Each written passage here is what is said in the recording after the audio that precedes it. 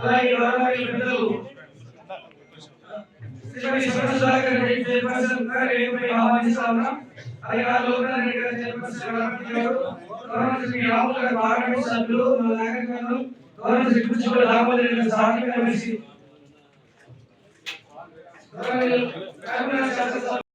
ఉమ్మడి మహబూబ్ నగర్ జిల్లా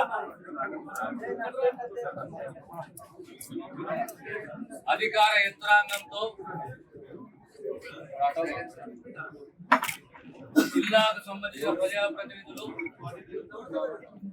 గౌరవ శాసనసభ్యులు,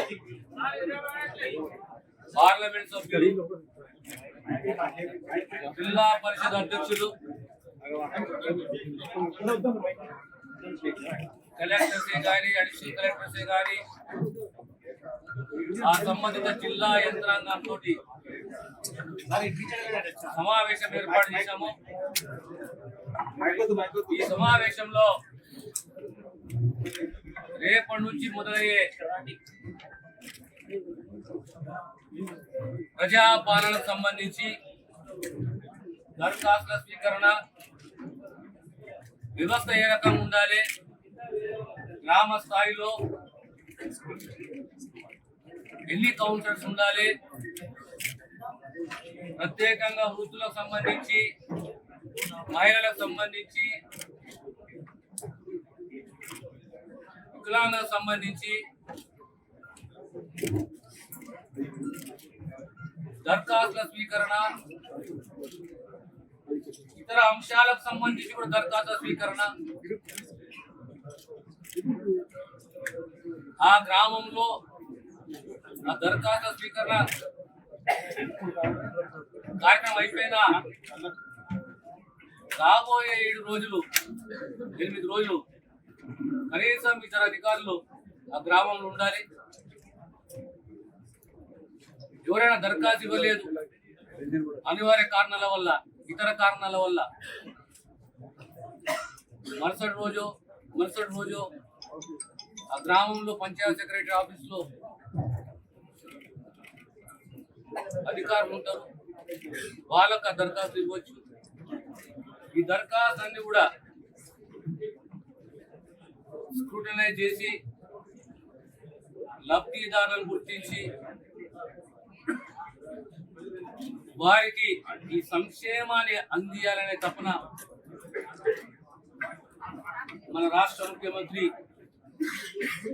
రేవంత్ రెడ్డి గారి కమిట్మెంట్ ఉన్నది. ఆ తపనతోటి, ఆ కమిట్మెంట్ తోటే ఈరోజు ఈ మహత్తర కార్యక్రమాన్ని చేపట్టాము.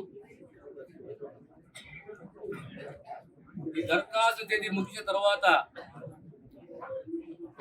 రాబోయే కాలంలో ఈ గ్యారంటీస్ ఇంప్లిమెంట్ చేసే దిశగా ప్రభుత్వం కృషి చేస్తుంది. దీనికి సంబంధించి ఈరోజు మహబూబ్ నగర్ జిల్లాలో ఈ రివ్యూ ఉందా అనుకున్నాము. రాబోయే కాలంలో యంత్రాంగం ఏ రకంగా పనిచేయాలని దానిపైన ఒక సమీక్ష అనేది ఈరోజు నిర్వహించడం జరిగింది. మహబూబ్నగర్ జిల్లా అంటేనే వలసల జిల్లా, ప్రజలు కూడా ఎక్కువ మంది ఉన్నారు. వారికి సంబంధించి ధృవీకరణ పత్రాలు కావచ్చు, ఈ గడువు ఏదైతే ఉందో గడువుకు సంబంధించి స్పెషల్గా కేర్ తొలి అడుగు, రెండో అడుగు, మూడో అడుగు ఒక అనుభవం వస్తుంది. డిమాండ్ రావచ్చు, సార్ మాకు సమయం సరిపోలేదు, మనం మీకు గడువు పెంచండి, పొడిగించండి అడగవచ్చు. Let us move forward. 2-3 days 4 days తర్వాత మనకు పోటీ అన్ని అనుకుంటాం, కొన్ని అనుభవంతో నేర్చుకుంటాం. ముందు పోయిన తర్వాత ఒకవేళ గడువు అవసరం ఉంటే దృష్టి తీసుకుంటాం. గడువు పెంచే దిశగా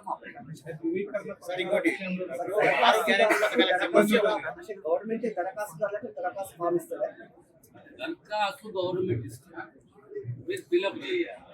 కొన్ని అంశాలపైన సపరేట్గా ఒక ఇష్యూ ఉంటుంది. ఉదాహరణ అనుకుందాం రెవెన్యూ అని, ఇంకేదో విషయం ఆ ఇష్యూకి సపరేట్గా ఒక కౌంటర్, ఇంకో కౌంటర్, ఆ కౌంటర్లో అంటే ఓవరాల్ ఇన్ఫర్మేషన్ దాని ఆ ఇన్ఫర్మేషన్ ఆధారంగానే ఈ గ్యారంటీస్ ఎక్కడ ఫిట్ అయితే ఎవరు ఫిట్ అయితే ఎలిజిబిలిటీ ఎవరు వాళ్ళకి మేము ఆ గ్యారంటీస్ ని అందియాలి. ఆ దిశగా మాకు సార్ ఇప్పుడు 6 పథకాలకు సంబంధించి అర్హుడు అయితే ఆ పరిస్థితి ఏంటి సార్? నిరుపేద 6 పథకాలకు అర్హుడు అన్నాడు. దానికి అంటే ఒకటే టిక్ చేసుకోవాలా, మొత్తం అర్హుడు అయితే దానికి అన్ని టిక్ చేసుకోవాలి?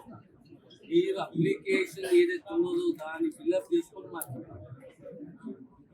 మేము దాన్ని స్క్రూటినైజ్ చేస్తాం. మళ్ళీ గ్రామానికి రావాలి. గ్రామానికి ఈ మధ్య కాలం ఇంకెక్కడైనా తప్పుదారు the government is ready for submission and commission.